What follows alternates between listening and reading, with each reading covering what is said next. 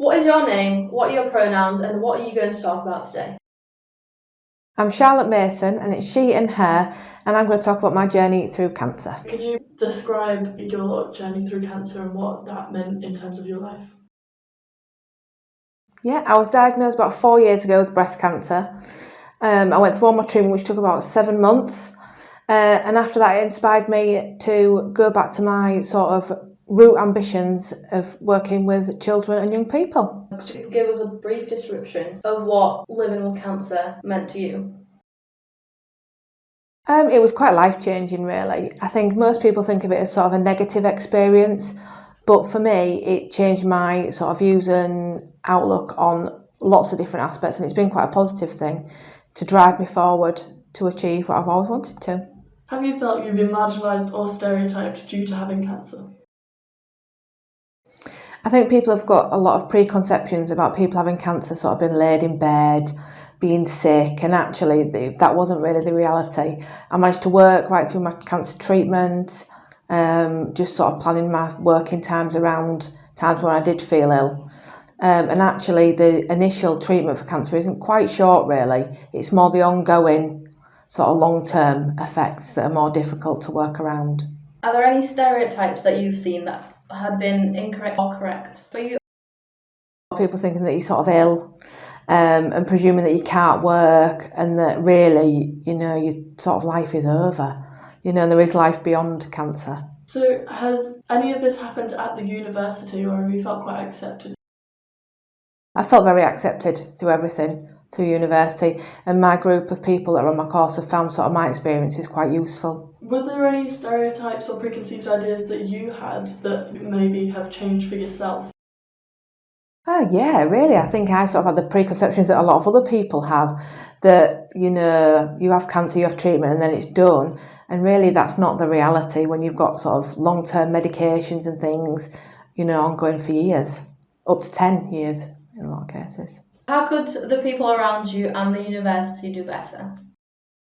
I think awareness would be a really great thing, especially for lecturers and things, to understand that maybe recording lectures and things is like vital when people, do have ongoing things like maybe a bit of brain fog or fatigue. So to be able to re-watch lectures is really, really helpful.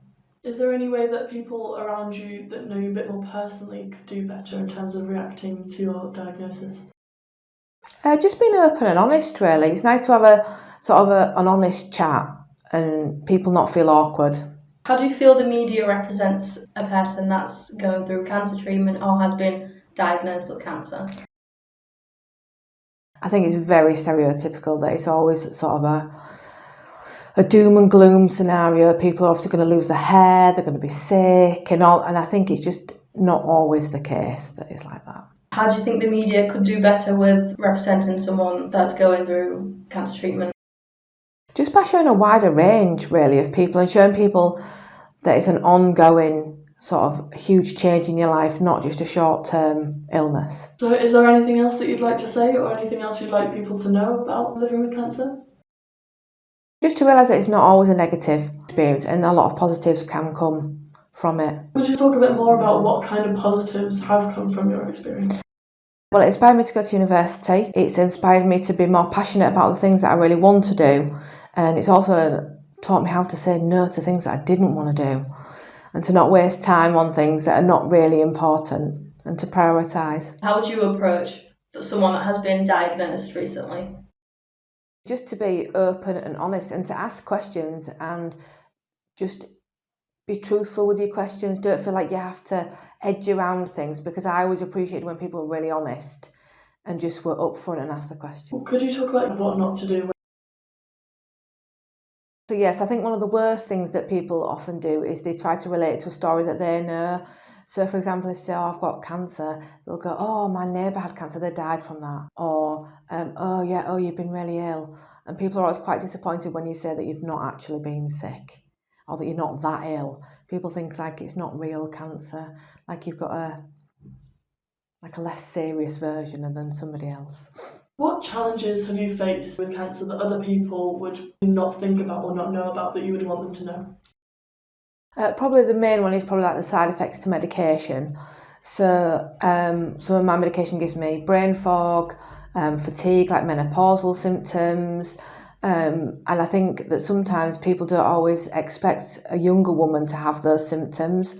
And they are things that do need slight adaptations in the way I've learned at university, and the extra things that I have to sort of take special care in when I'm doing them, writing assignments and taking part in lectures. Does what the university have in place, like mitigating circumstances, does that help in situations when you are dealing with the side effects of the medication?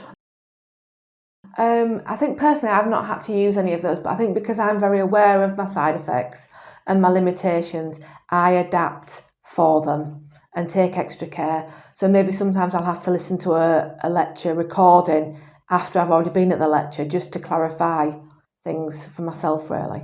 I've gone through like my uni bits through COVID, so I've been able to watch the recordings was so helpful. But I think if I hadn't have had that before, I'd have really struggled. Was there anything else that you wanted to say? There should be like a part on like a form to say, like, so that people are aware of like where you're at, because really I don't fit in. I know I hate boxes, but really like something in there, like any ongoing things or anything you think we need to be aware of.